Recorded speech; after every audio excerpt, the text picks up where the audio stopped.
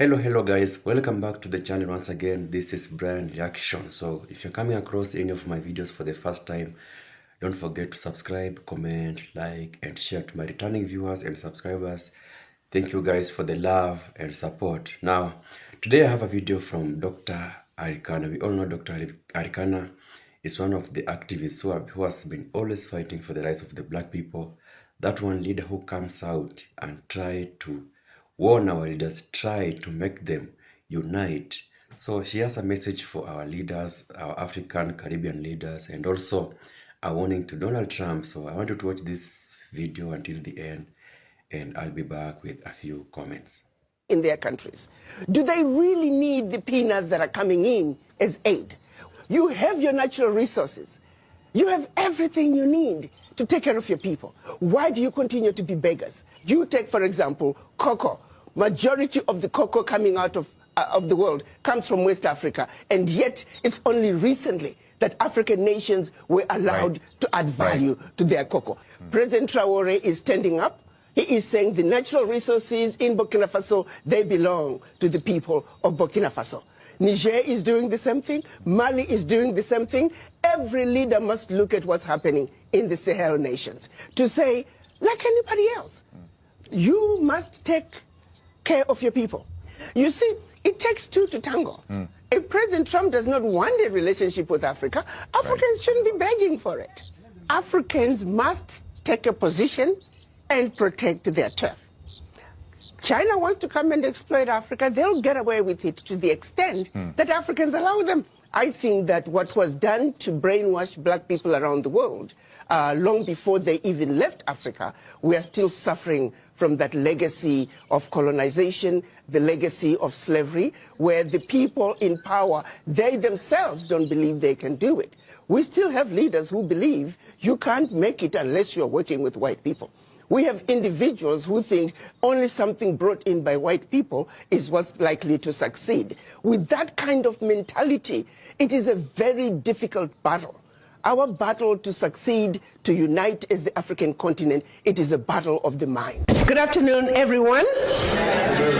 Welcome to your home. The Great Africa House right here in Georgetown, Washington, D.C. To the presidents who are sitting at the podium, I want to take a moment to thank you for taking your time in your busy schedules to come and join us on this momentum occasion. To my sisters, Chairman of President of NAFIO, thank you again. This was last minute, but you had the call and you answered and you jumped up and you are here today. To my sister, Ms. Jensen, to my brother, Kojo Yanka, some of you, I have to give a shout out. He's writing a book titled From Jamestown to Jamestown. I can't wait, it's gonna be a thriller. To all my other diaspora sisters, members of PADIA, members of PADWA, we truly are grateful for you taking the time to come here today. Roland Martin back there, this is my first time to see you in person. A lot of people don't look the same on television as they are in person. I have to say, you look exactly like what I had expected you to look like. Thank you for taking the time to come here.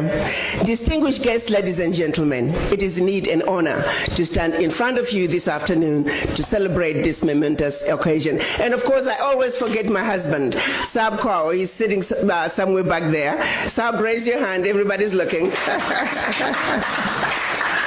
A friend of mine reminded me, because I always call him, he's an old shoe that is very comfortable to wear. And so a friend of mine called this morning and said, so how is the old comfortable shoe? And I said, still very comfortable. Thank you all again. And my sister Remy, Chairman of PADWA, thank you again for also always being there, ready to step up and do your part as we come together to uplift our motherland. I took office 2.5 years ago as a dumb, ignorant family physician coming from Murfreesboro, Tennessee. I had no idea what I was going to be doing in Washington. As a matter of fact, I actually felt kind of funny and silly, thinking me, a medical doctor, can be a diplomat. But be it as it may, singularly, the one thing, I came here, by the way, with no plans of staying. I was coming here, top 6 months. After 6 months, look at my husband, honey, I tried, it didn't work out. Look at the chairman of the African Union who had appointed me. Thank you, Madam Zuma, it was great, but I could not do it. But 5th month into this position, one issue that kept coming to me and became very apparent was the disrespect for the African. I knew it existed, I just didn't understand the depth and the profoundness of it. And not only that, as I began to understand it even deeper, I began to also understand its economic implications when it comes to how we are perceived on the world stage, how this simple fact of simply disrespecting the African had serious implications and is at the root cause of why Africa is not able to move forward. And as I went and tried to understand and dig further to say, what is it about us as black people around the globe? Why is it that we are so disrespected no matter where you go? And I often say, was there a memo sent out to say wherever you go, if you are not a black person, you see a black person, you're automatically superior to them, and you have a right to disrespect them? This memo did not miss anybody. It went to non-black people, but here's the real shocker. It also went to us black people to say, accept that you are inferior. You automatically take an inferior position. And I'm going to have to tell you something that has become a realization that and this is where I am stuck as I try to understand, how did this message just go through and percolated so through? Now we are on automatic pilot. It's almost as if we've undergone a genetic mutation. We don't even have to be told. We pass it on to our children. Have you ever wondered, of all the colors on earth, why were 2 colors chosen? Black color and white color. Follow me on this one. You take a white color, you associate it with Jesus Christ. You associate it with the angels. You associate it with purity and everything wonderful and everything desirable. And then you take a race that's not even white and you say you are white. Yes. And then you take another color. You associate it with the devil. You associate it with everything undesirable. I've never seen a bank robber wearing a white mask. All the villains on movies are black. Everything undesirable is black. And then you take another race that are not even black and say, you guys, you are black. Yeah. Now go at it. Speak, my sister. As we black mothers are trying to raise our children in our own homes, as much as we try to tell them that you're black and you're beautiful, guess what? The minute they step outside the door, the messages are completely different. A barrage of subliminal messages telling our children that that which you represent is horrible. Yeah. How do we fight against that? How do I tell my granddaughter that you're black and beautiful, but the world tells her otherwise? The voices echoing her blackness as a symbol of everything undesirable are much, much louder than even we black mothers. We come together, we can never drown those subliminal messages. They were all by design. Let me take you to the beginning. Certainly for Africa, your continent. Because as we gather here today, as we try to strategize, as we try to create those linkages between those Africans away from the continent and the Africans on the continent, we must understand, how did we get here? And for Africa, it starts with that monumental decision when the colonizers came together in Berlin in 1884. And let me say, prior to 1884, they were coming to Africa in a haphazard way. They had started with slavery. And then when they felt like they needed the slaves to stay on the continent, they say, oh, we no longer believe in slave trade. Let's stop it. No. It was really just another way of saying the labor is needed on the continent. Let's keep the monkeys on the continent so we can continue to exploit them. So 1884, they met in Berlin to organize themselves so they can effectively loot from the monkeys. They did not meet in Berlin to see to it that Africa would prosper. No. Let me repeat. The colonizers met in order to see to it that your Africa, our Africa, and her children, not only on the continent, are forever defeated and dominated. That was 135 years ago. The manner in which they did it, they took out the map of Africa while the Africans were sleeping, minding their own business. Started to chop up your continent into the tiny little countries that we see today. The bigger and more powerful a kingdom was, the more countries that came out of it. Not only more countries, but these countries were given to different colonizers who spoke different languages. Let me bring it home for a second. Pretend you're driving from Zambia, you're speaking English. Pretty soon you're in Angola, you're speaking Portuguese. Then DRC, French. Equatorial Guinea, Spanish. Southern Cameroon, French. Northern Cameroon, Southern Cameroon, English. Northern Cameroon, French. You're now in Nigeria, English. Hello. These were the same people. Prior to 1884, we were powerful, amazing kingdoms with well-established educational and religious systems. If the truth be told, we had the civilization. We were the civilized. They were the devils, the uncivilized ones. They set out to take everything that symbolized civilization in Africa. To this day, they're still refusing to give up those relics. If those relics were not that good, why are you keeping them? We were way ahead of them in our civilization. They set out to destroy us. And Berlin Conference put the nail on that coffin. So they gave Djibouti the same sovereignty as the United States. They gave Burundi the same sovereignty as China. They gave Togo. You see, the EU realizes individual little countries, they can't survive on the world stage. So they come together as the European Union. Now picture this now. So they cut up this Africa into the tiny little countries, small economies that could never survive on their own, but gave them the same sovereignty as the big boys. So that way, when the little bitty countries go to the world stage for the purposes of development and discussing trade, they're wannabe boxers who are being thrown into the heavyweight boxing ring every day. How do you put China in the same boxing ring with Eswatini? Eswatini has 1.2 million people. China has 1.4 billion people. And you put them on the same stage and say, go at it, negotiate. Are you with me? Yes.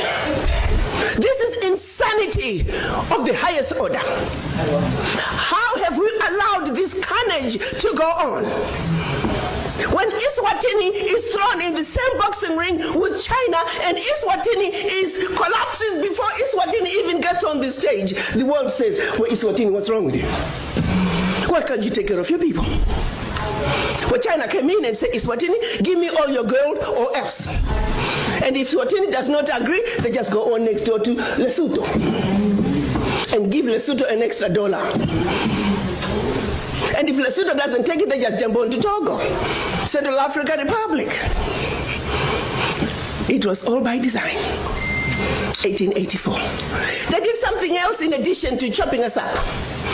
They also set out to make the African believe that everything African was bad and undesirable, and everything Western, particularly French and British, was more desirable. We call that the legacy of colonization. Prior to that, they had started long working on the slaves. Make them think everything about them, forget anything about Africa. Where you come from is a horrible place, diseased and dying people, constantly at war with themselves, uncivilized. Cut out any communications with them. You need to just know what we tell you. And we call that the legacy of slavery. So that's where you look at where we are today. 135 years later, a system that was put in place to see to it that Africa and her children are forever defeated, that Africa is forever exploited, remains in place today, alive and well. And we sit here and we ask ourselves, why isn't Africa moving forward? Why does Africa continue to be taken advantage of? Well, I'll tell you why, very simply. Until Africa comes together as a continent speaking with one voice, one continent, one people, nothing, and I repeat, nothing is gonna change. As individual little African countries, we are wannabe boxers. We will never make it fighting against the heavyweights. We must speak with one voice. Yeah. And this is exactly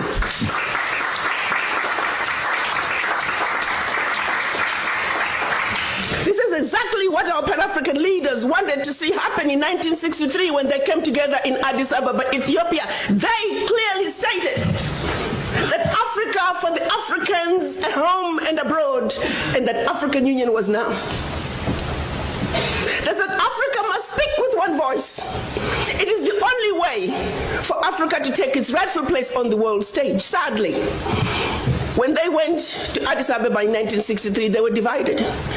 We had two factions, the Casablanca group and the Monrovia group. The Casablanca group were saying Africa for the Africans at home and abroad, and African Union now.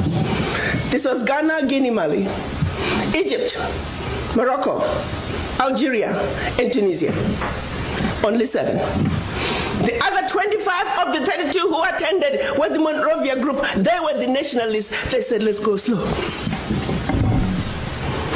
Let's kind of wait on this Pan-African thing. 55 years later, 56 this year, we're still going slow. As if it wasn't bad enough that we were divided up into the tiny little countries that we are today. The gift that Berlin Conference gave us. One other thing that France did between 1958 and 1961 in the name of giving us our independence as African countries. France forced the Francophone, and I hate that terminology. There is no such thing as Francophone, Anglophone. They made it up. But for the purposes of communication, I will use that. 14 of those countries, they said, in order for you to get your independence from us, you must sign this document. You thought they could have found a better name for the document. The document was called the Pact for the Continuation. I repeat, the Pact for the Continuation of Colonization.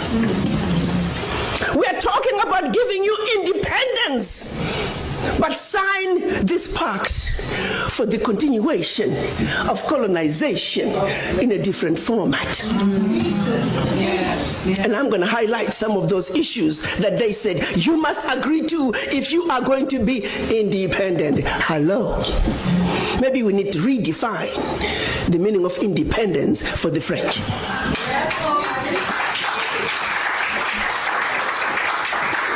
First, France said, you see, you monkeys, you don't know how to manage your money. We're going to demand that you deposit 85% of your bank reserves with the French Minister of Finance. And under the French Central Bank, under the control of the French Minister of Finance. France is then going to take your 85% bank deposits from each and every one of you. Deposit those funds in the French stock market under the French name. And you may or may not know the returns.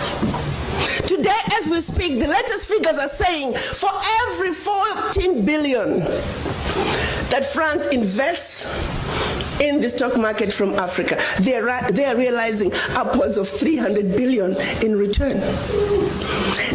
Every year, year in, year out, because of these deposits from the African countries, France is taking out of Africa over $500 billion. Now figure it out. For every 14 billion, the returns on the investment are over 300 billion, and they are taking over 500 billion. So in actuality, France is taking out of Africa trillions of dollars year in and year out from us poor people, Africans. Back to the pact. So should you want to access some of your money that you have deposited with France, you have to submit your country's financial returns. And if approved, you get to get it as a loan.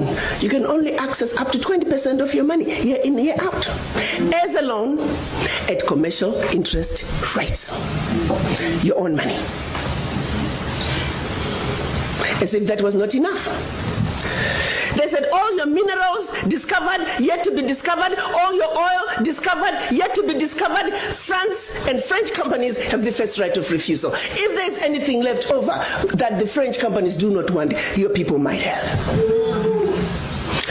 To this day.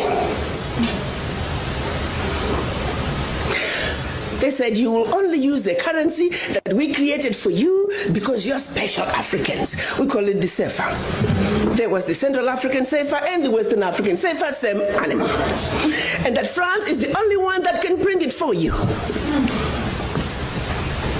1958. Fast forward. They're still printing it for us. And if you start misbehaving, they just stop printing your money. And your country's in trouble. They also said your language of instruction shall be French, whether you like it or not.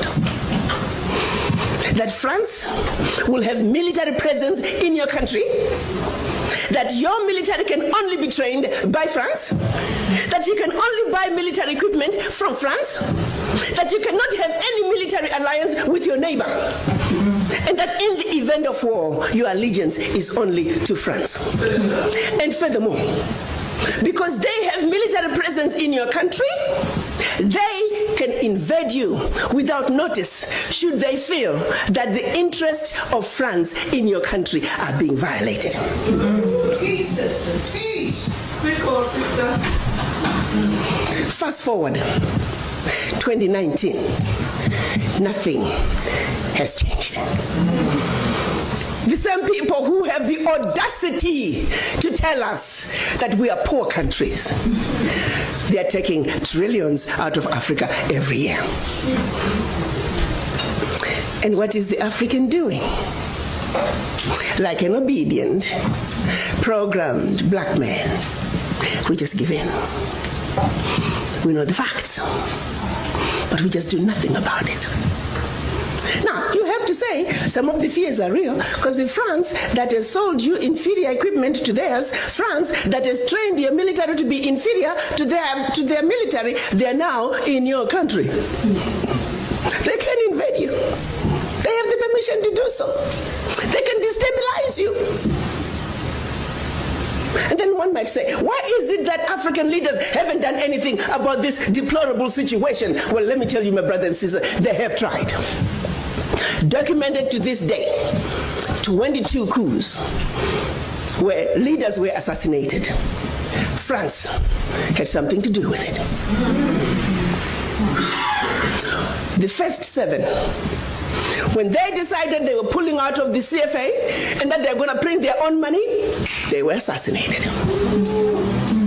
Every time an African leader has tried to do what's best for their country, they were assassinated. Majority of them aided by France. It's a known fact. And then others, they were just mercenaries who felt that when there was a natural resource discovered in one country, they wanted to create a coup. So while the country is thrown into a civil war, they're siphoning the natural resource. We know of one particular story that had we not known about it, it would have been, oh, there we go again, the Africans. In about 25 years ago, a group of young, rich white kids were having fun in Cape Town. They found out that there was oil in Equatorial Guinea that just been discovered, and they wanted it. So they set out a plan to have a coup in Equatorial Guinea. So while the Guineans are busy fighting a civil war, they will be siphoning the oil. But they made one mistake. There were two planes. One was to leave South Africa, stop in Zimbabwe, pick up more ammunition on their way to hunt in Equatorial Guinea. Another plane was taking off in the Caribbean that had this puppet diaspora who was supposed to be the next president. Mugabe wondered why such young people needed such powerful ammunition to go hunt in Equatorial Guinea. In doing his research further, he found out that this was a coup in the making. He allowed them to land in Zimbabwe. They loaded their plane, and just before takeoff, they were all arrested. The ringleader of that group was none other than the son of the former Prime Minister of the United Kingdom, Margaret Thatcher. She had to fly to Zimbabwe and paid handsomely to get her son out. The last one of those prisoners left Zimbabwe about 6-7 years ago. Had these young people succeeded, it would have been another coup. There you go, the Africans again. Such, my brothers and sisters, is the story of your Africa. They don't do coups anymore. They simply create instability. So when you hear of an instability in an African country, ask yourself, what is really going on? Because what they are telling you is really going on is just a shiny object. The real issue is over here. And you need to stop before you start being used as an instrument of your own self-destruction. They want to throw to you, our African leaders are corrupt. I just love that buzzword. Remember what I said, we need to define some of these words for them. Do you really want to know what corruption is? I like to think as black women, and we're going to talk about us black women here. We're smart people. There are two thieves. One is carrying a briefcase with $50 billion, which is what they say, oh, gets out of Africa every year for corruption. And by the way, they only tell you the 50 billion gets out of Africa. They don't tell you where it's going. You see, corruption is a team sport. We want all players. We want all players to come to the table. Okay, fine, we give it to you. 50 billion is going out of Africa. And then there's another thief over here with a briefcase with 500 billion sisters. Which one should we go after first? Wow. They want us to spend time. I am not saying we should not talk about corruption out of Africa. Don't get me wrong. Yes, we must talk about the thief carrying the $50 billion, but we must also not forget the thief that is carrying 500 billion. And by the time that thief is done investing that 500 billion, we're looking at trillions out of Africa. Now, do you see how quickly the 50 billion becomes the larger crumb under the table? And they're busy pointing at you. Oh, you see your brother, he got the bigger crumb under the table. I'm like, hell no, I want to be on the table. Don't get me stuck in the mud under the table when the real issues are on the table. We are not even on the table, my brothers and sisters, to tackle the issues that truly matter for our Africa. We must realize that. Let's refuse to fight over which brother got the bigger chunk under the table. That's right. We want to get on the table. That's right. And the only way for us to get on the table is to understand our circumstances, is to understand how we got here, to see our Africa with 2020 vision. So we, the beautiful, intelligent, sophisticated, highly adaptable, and totally indestructible Africans can do what we need to do to move our Africa from the doldrums where we were left by the Berlin Conference, from the losing lane that we were left in by the Berlin Conference, into the right lane, where we can truly look at our issues and address them as Africans for Africa. So all is not lost, my brothers and sisters. The wishes of our Pan-African fathers from 1963, March last year, the African leaders got together and signed a decision that is now putting us on the path to finish the unfinished business of the Berlin Conference. They signed what we are now calling the African Continental Free Trade Area, where Africa is now going to negotiate as a bloc, as one continent, one Africa, one heart, one soul, one mind. Yes, sir.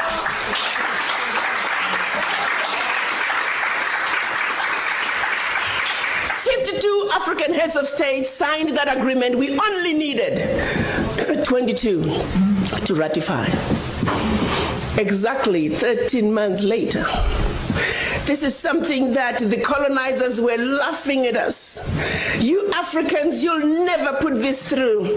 This CFTA thing, you'll never get the ratifications. Years down the line, it's never going to happen. It's going to be a piece of paper in a drawer somewhere. Because the reality is, ratifications, my brothers and sisters, do take a long time. They take years. But guess what? 13 months. April this year, the 22nd ratification was deposited to the African Union.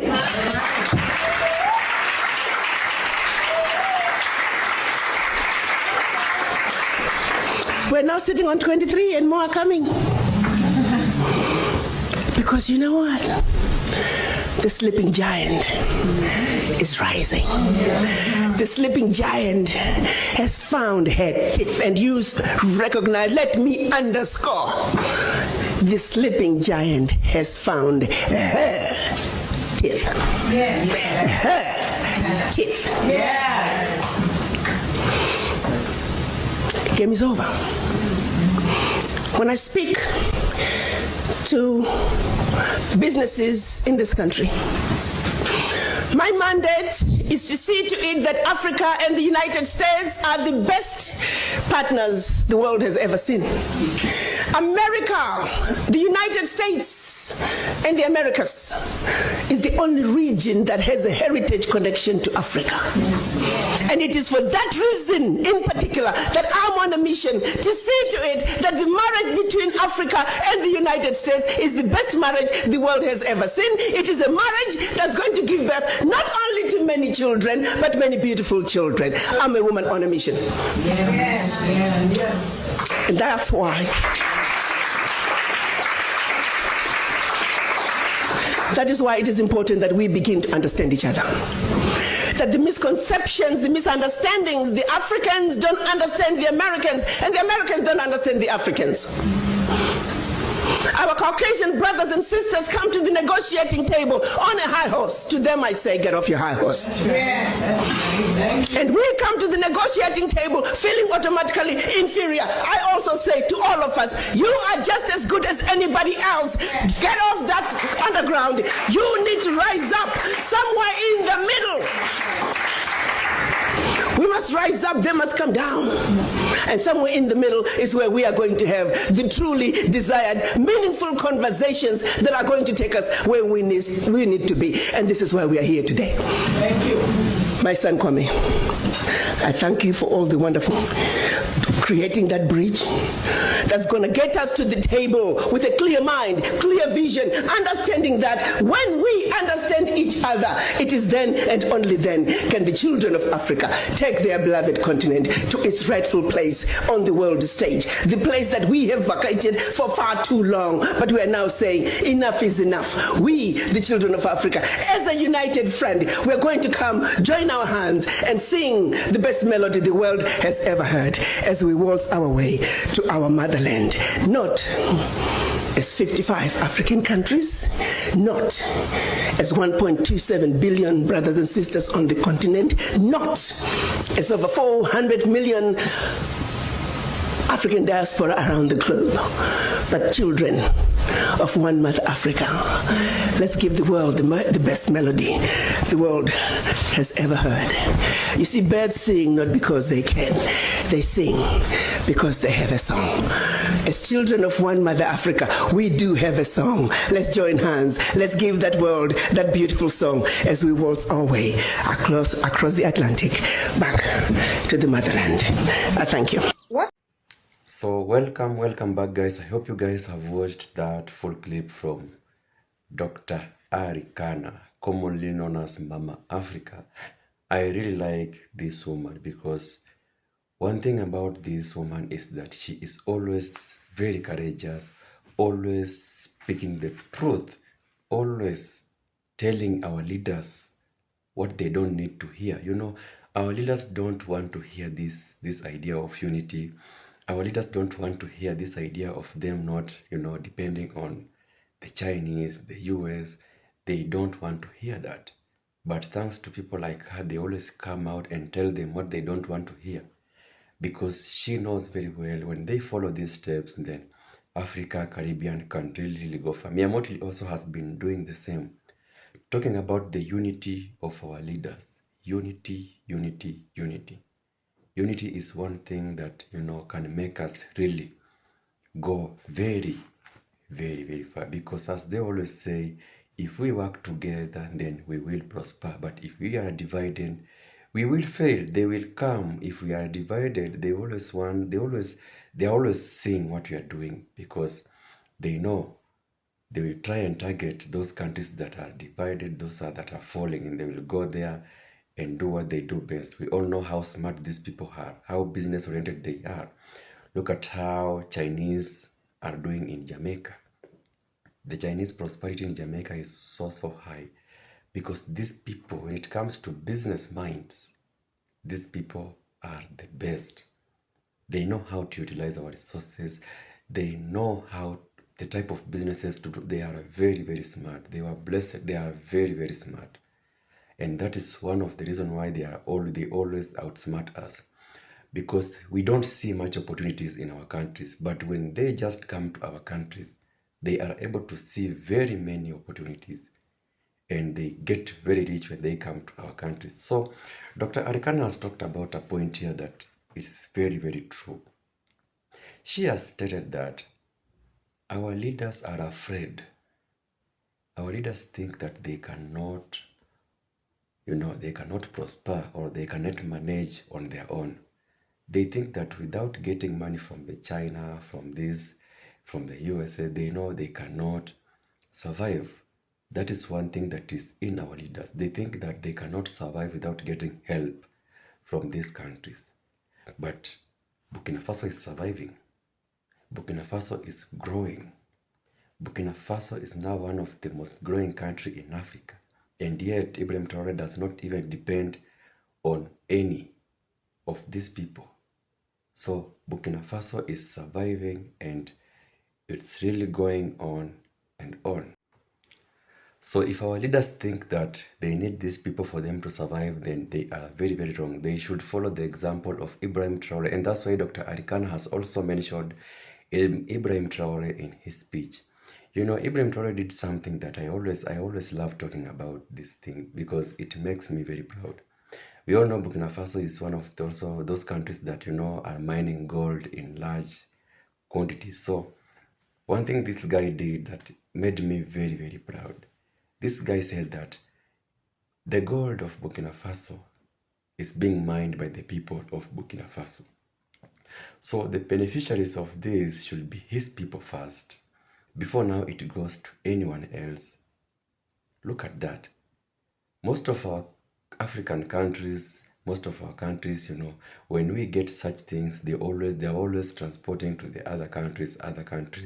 And we all know the other countries. When I say the other countries, you know what I mean. But in Burkina Faso, first, it helps his people. Now, this guy realized that Burkina Faso has many business opportunities. So what he did, he made sure that He is providing what is required for the people of Burkina Faso to continue with their activities. The tractors, building factories, because if he provides them with tractors and they have farms, if they can farm the tomatoes, then he has built factories for them to process these tomatoes into different commodities. Now, look at that. That is how leaders, think and reason. That is how leaders help their people to come up with, help their people to get jobs, to try and do something for the country. But in most cases in our countries, look at what is happening in Jamaica. The PM just allows investors to come in. Investors in Jamaica, especially the Chinese, are so many. He is not there to provide what Jamaicans need for them to utilize what they have. He does not do that. So he is only allowing the Chinese to come in, do businesses, open all the factories, try to run all the markets in Jamaica, while Jamaicans are just there, just forced to work for them.